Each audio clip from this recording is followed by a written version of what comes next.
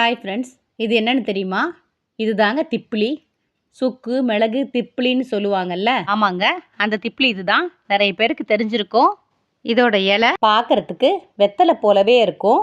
கொடி போல படர்ந்து வளரும். தரையில் கூட படர்ந்து வளரும். சளி இருமலுக்கு இது நல்ல மருந்தாக பயன்படுது. சளி இருமலுக்கு மட்டும் இல்லைங்க, சைனஸ், ஆஸ்தமா, நுரையீரல் சம்பந்தமான பிரச்சனைகள் எல்லாத்துக்குமே இது மருந்தாக இருக்குது. ஒரு கிளையை உடச்சி வச்சாலே போதும், படர்ந்து வளர ஆரம்பிச்சிரும். வீட்டு தோட்டத்துலையோ இல்லை மாடி தோட்டத்தில் வச்சு வளர்த்தோம்னா அழகாகவும் இருக்கும், மருந்தாகவும் நமக்கு யூஸ் ஆகிடும். குழந்தைங்க இருக்கிற வீட்டில் இந்த செடியை கண்டிப்பாக வளர்த்துருங்க. இந்த செடியில் முதல்ல வெள்ளையாக பூ பூக்கும், பிறகு பச்சையாக மாறும். நல்லா வளர்ந்த பிறகு பறித்து காய வச்சு எடுத்து வச்சுக்கலாம். சளி பிடிச்சிருந்தா திப்பிலியில் ரசம் வச்சு சாப்பிடலாம். சுக்கு மல்லி காஃபியில் போட்டு குடிக்கலாம்.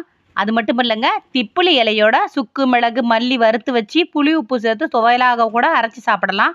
எப்படி சாப்பிட்டாலுமே சளிக்கு இது நல்ல மருந்து.